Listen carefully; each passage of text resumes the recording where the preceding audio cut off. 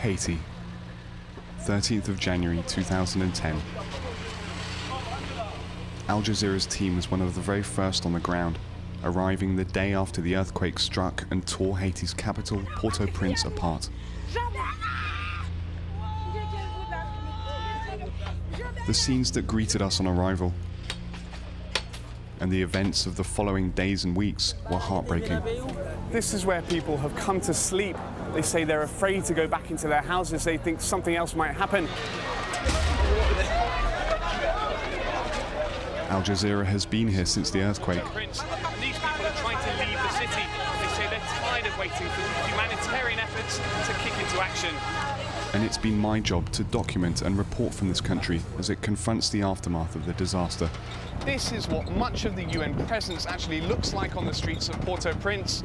Men in uniform, racing around in vehicles, carrying guns. The international emergency response teams have left now. The shock and adrenaline of those first few days is long gone. The dust is settling here, and as it does, the deep fractures that run through this country are re-emerging, more gaping than ever before.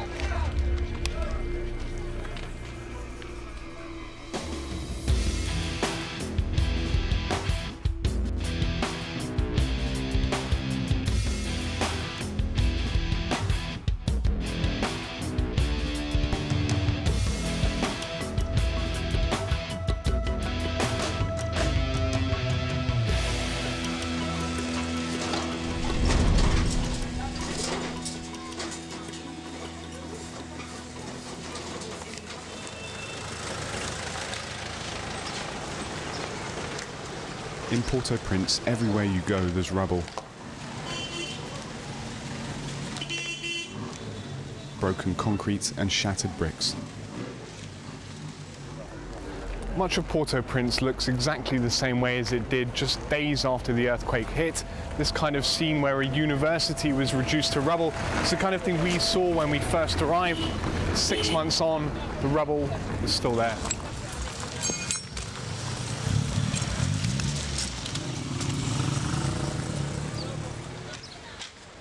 It's thought that around 200,000 buildings came down in the quake, creating more than 20 million cubic meters of rubble. With just 300 trucks currently being used to cart it all away, it's going to take about 6 years to clear this up.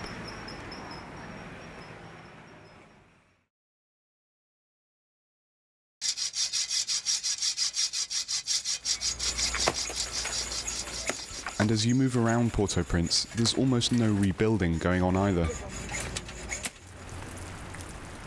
Companies like the Florida-based Ashbrit Incorporated are waiting and lobbying for the massive construction contracts that will inevitably be handed out by the Haitian government. But 6 months on, few major reconstruction contracts have been awarded. While the company waits for contracts, more than 1.5 million people are living in over 1,200 camps, most of them under tarpaulins. We've visited dozens of camps like these in the last 6 months, and we've spoken to hundreds of people living in them. Everywhere you go, the anger is the same. It's been 6 months now since the earthquake. Tell us about how bad is the situation now? Do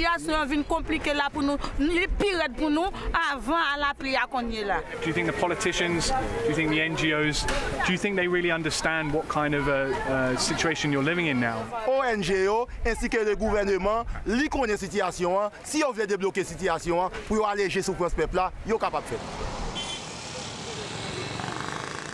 When the earthquake struck, the world was stunned by the pictures of Haiti's collapsed presidential palace.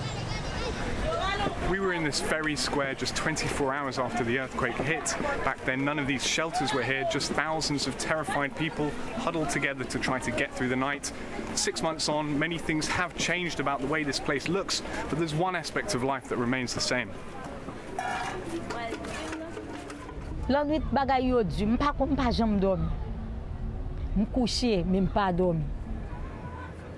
Louina Alabre lost her husband in the earthquake. Just 3 days later, her 14-year-old daughter Falonde was attacked by a group of men.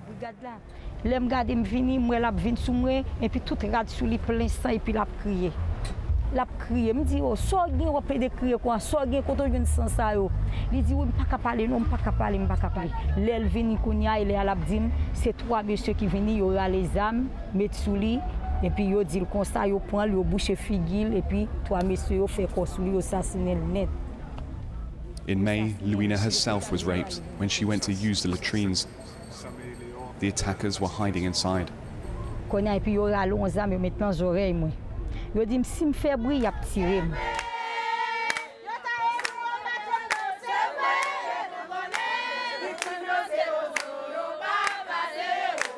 While there have been no thorough surveys and no official statistics, those working with rape survivors say that assaults in the camps are on the rise.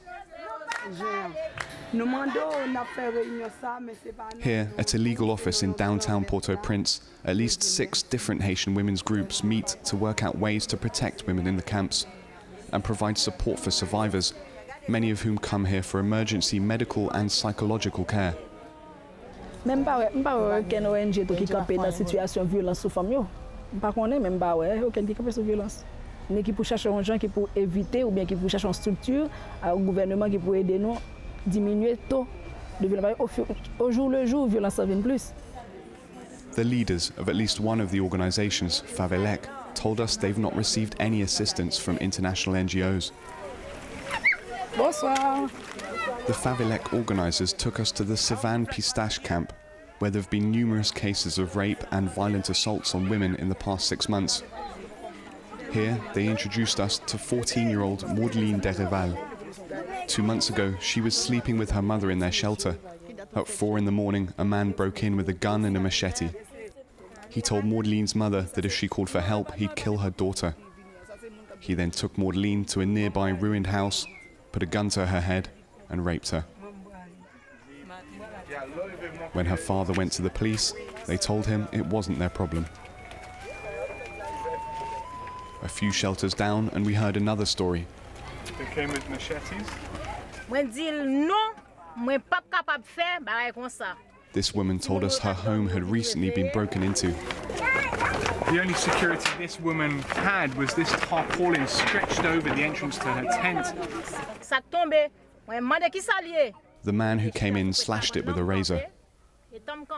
He told her that if she didn't have sex with him, he'd kill her. She was relatively lucky. She managed to call for help and the man fled.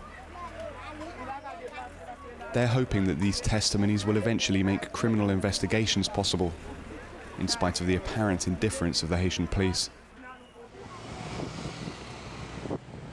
And while we saw no Haitian police here, we did find the symbols of international protection, the United Nations flag and blue helmets. Can we speak to the commander? This base houses some of the UN's 10,000-strong force. I'm going to tell them that there are cases of rape that are going on every night in this camp and just ask them what they're trying to do about it, right? We tried putting the women's concerns to the base's Sri Lankan commander. How do they contact you? I mean, if there are cases of rape going on at night and you guys are right here, can you not help? Oh, gentlemen, don't take the video here. Understood? Okay. Well, the commander's told me that neither he nor his soldiers are actually allowed to even speak to the civilian population of this camp without permission from his commanding officer. He's given me the name of somebody at a UN base some distance from here, but he wouldn't give out a telephone number, and there's no way for these residents to even communicate with the soldiers who are living in this base. It's a disconnect between the international community in Haiti and the people they're here to help.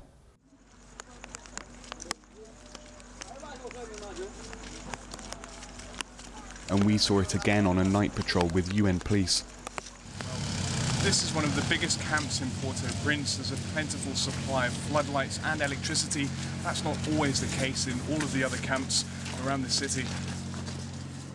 In addition to the lights, the UN is hoping that these officers, members of a newly arrived contingent of 600 female Bangladeshi police, will make it safer here and easier for women to report violence. But like most of the UN police force in Haiti, the Bangladeshis don't speak the local language, Creole, or even French, making meaningful communication with the camp residents impossible. A couple of days ago, we were in a camp where women were complaining of rapes going on every single night. Rapes? No, it's not true. It was a very big camp. I mean, we spoke to people that are saying there were incidents on a very regular basis. But actually, we don't have any information about rapes every night, for sure.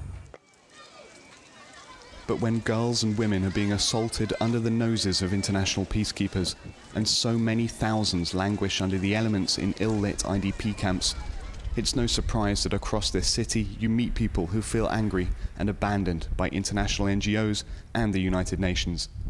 There is a lot of hostility on the street towards the presence of NGOs. I mean, it must make things more difficult for you to kind of have... I don't agree with that term of hostility on the streets against NGOs or international community. Well, everywhere you go you see graffiti saying down with the NGOs, NGOs are thieves, and down with the UN. Everywhere? Pretty much every neighborhood in Port-au-Prince has graffiti. I don't agree with that assessment. I don't see that. It's some groups, maybe some minority groups. Have you seen any of that? Politically motivated, maybe, at this point, but I don't think it really reflects the sentiment of the people of Haiti. Do you think there's been a lack of focus on this transitional period? And do you think you've maybe taken your eye off the ball? As I said a while ago, I think that we did lose the sense of urgency that was there in the very beginning. And as I said, I think we have to re-energize that, and we're doing that right now.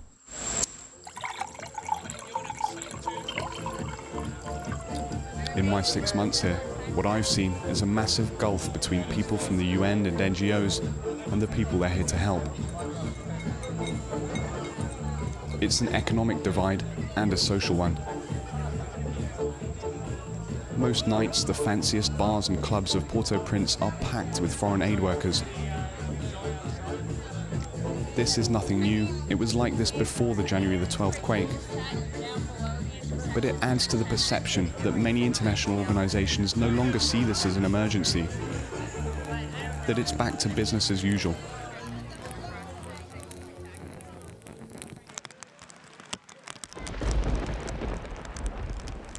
And just meters away from the dancing and the cocktails, in the camps, there are more than 1.5 million people trying to sleep as the rain pours in.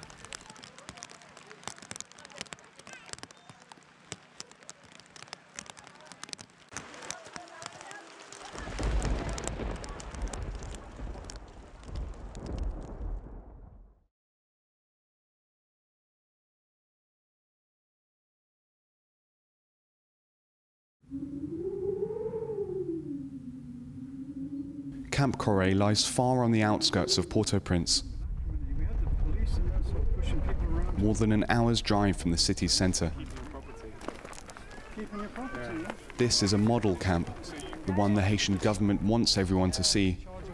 Uniform and well spaced out as they are, the tents here won't stand up to the strong winds that come every hurricane season. And this is the fiberglass around the ferrule there. They snap at these ferrules just there. In 6 months, just one temporary shelter has been built. This flimsy plywood house is supposed to withstand a Category 1 hurricane, with winds gusting up to 150 kilometers an hour. So this is it. This is the temporary shelter. Okay. For the hurricane protection, what do you think? How's it going to stand up? Don't know.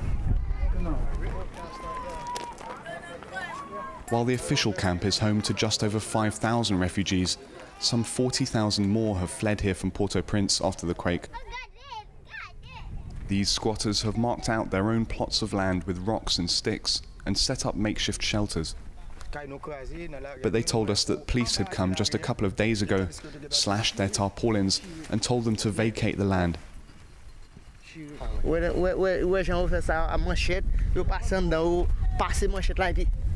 Vous pouvez nous montrer? Oui.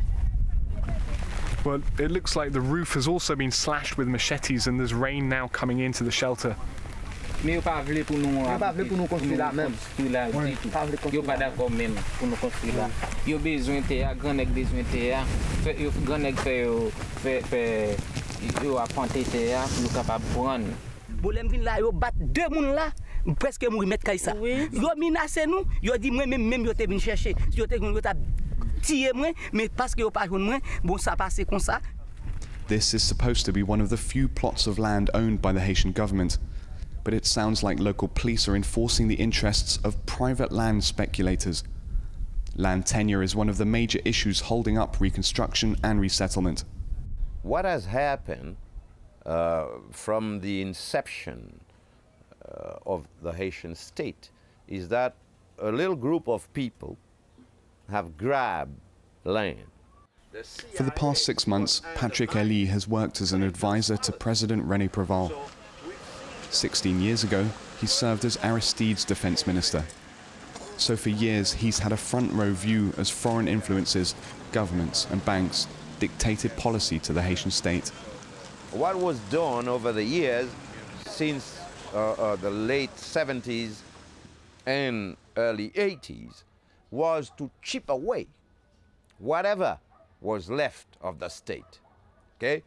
By, for example, instead of asking for state-owned company to clean up their act and be productive, to sell them to private sector. And what has happened in Haiti is that internationally funded NGOs have filled the empty space left vacant by a weakened state.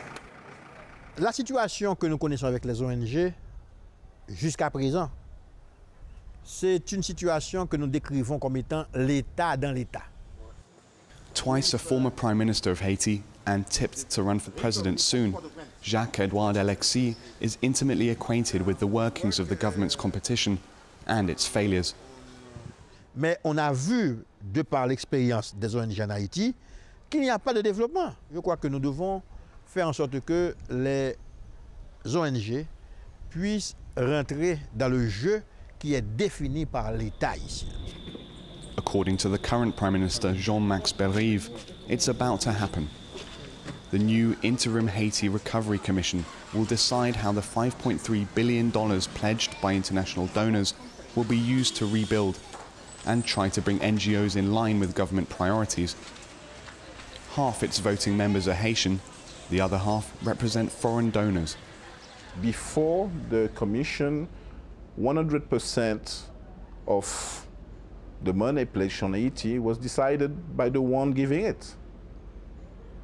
So it's a big progress that we get to 50%. So we are gaining on our sovereignty. But if Haiti has been granted the license to rebuild as a sovereign state, who will be able to govern it? Presidential elections in Haiti are scheduled in just 4 months' time, and opposition leaders are starting to make noises and setting out their political strategies. Businessman Charles Baker was a leader of Group 184, the US-funded coalition that helped oust Aristide. He ran against Préval in 2006, winning 8% of the vote. He plans to run again. If we'd have had a responsible government, a responsible president, definitely things have gone much better. Baker questions the Préval government's ability to run fair elections and is demanding a complete revamping of the CEP, the council that will oversee them. If President Préval sticks to that, you might see a repetition of 2006, of 2004, where President Préval might have to leave power under popular pressure, which is not the best thing for Haiti. I think it'll be a lot quicker than what happened with Aristide, because there are a lot more frustrations. It'll probably take less than a month. And it's playing out on the streets too. Almost every week since the earthquake, I've covered protests like this one. For the most part, orchestrated and paid for by politicians to destabilize Préval's government. It's not hard to find evidence. Just outside the presidential palace, we meet Carlos Jean-Charles. The protests, we have two groups, you know. We have a group against Préval, we have a group in favor of Préval, you know. Because the protests in Haiti, the rich people, they pay us, you know, to make violence. Nobody protests without money in this country. You know, I can receive just like 500 sometimes, or 600, depend demonstration, you know. To go out and demonstrate? To go out, you know. If you demonstration with gun, I can receive just like 1,500. Carlos points us into the Champ de Mars camp, where he says we'll meet people paid to protest for the other side, the Préval government. Sure enough, we find 23-year-old Francisco Ligond, who told us he's the leader of the 69-member Love Alliance gang. We are all, that's me, we always smoke Rubble, we like Rubble. And when you protest, do you get paid to demonstrate? His crew shows us the wounds and battle scars received in the line of duty. How much do they pay for a demonstration? Like, how much do they get paid? So, like 200 gold?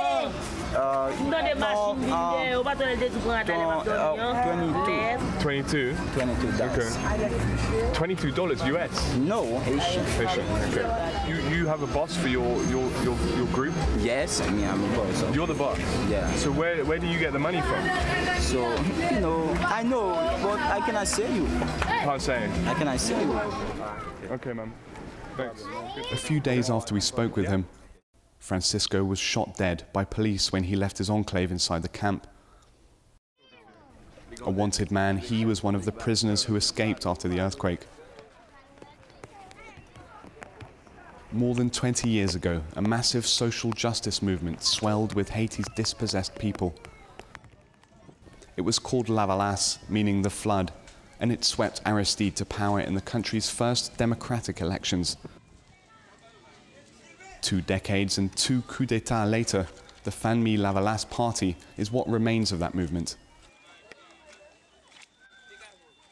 Plagued by infighting, it hasn't named a presidential candidate yet, and the Préval government may bar it from running one. But Famille La Valasse can still mobilize thousands with calls for Aristide's return, and it's proven as much in the months since the earthquake. If the country makes it through November's elections, the new government will bear the burden of rebuilding this country. Some in Haiti recognize the challenges, but hold out hope. I put all my money on our ability at the grassroots movement to remobilize the Haitian people, to make them believe once more that they are the key players in politics and that they should get involved in politics. Others have more dire predictions. Oh, after the earthquake, you're going to see blood everywhere. That's why, you know, the rich people, they just keep us in misery to make us, you know, do whatever they want.